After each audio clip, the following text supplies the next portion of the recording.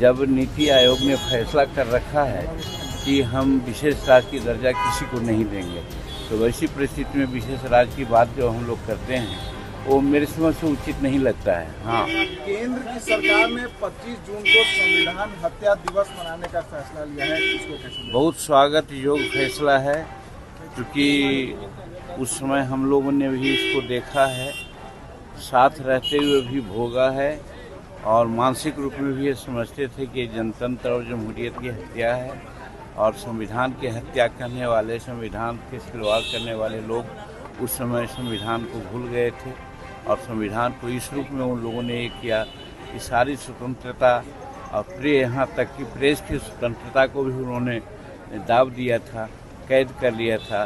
तो वैसी परिस्थिति में उसकी बरसी मनाने की बात 25 जून को कही गई है, ये बहुत स्वागत योग्य है, ताकि जनता को बतलाया जाए, मैंने एक तरह से उनको सुनिश्चित करवाया जाए कि भविष्य में इस प्रकार की कोई बातें नहीं हो, इसके लिए जनता सजग रहे। सर, बजट आने वाला है, क्या कहेंगे? बिहार को विशेष राज्य या फिर विशेष पैकेज मिलना चाहिए? देखिए, विशेष राज्य का जहाँ तक सवाल है, जब नीति आयोग ने फैसला कर रखा है कि हम विशेष राज्य की दर्जा किसी को नहीं देंगे, तो वैसी परिस्थिति में विशेष राज्य की बात जो हम लोग करते हैं वो मेरे समझ से उचित नहीं लगता है। हाँ, रही बात कि बिहार गरीब है, बिहार में हर तरह से सहायता की आवश्यकता है और इस रूप में प्रधानमंत्री नरेंद्र मोदी जी कटिबद्ध हैं। आप जानते हैं कि पूर्वोत्तर राज्य जो सबसे गरीब स्थिति में थी, आज उनको किस तरह से बढ़ाया गया है।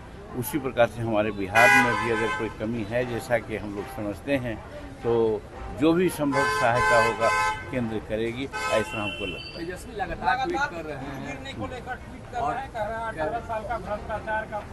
भ्रष्टाचार का मीनार है। देखिए, तेजस्वी प्रसाद जी को तो बोलने का कोई अधिकार नहीं है।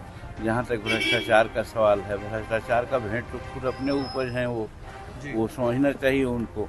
और उसी प्रकार से लॉ एंड ऑर्डर की भी बात आती है, क्योंकि हम 1980 से विधायक और मंत्री रहे हैं, जानते हैं कि क्या क्या परिस्थितियाँ बिहार में रही है।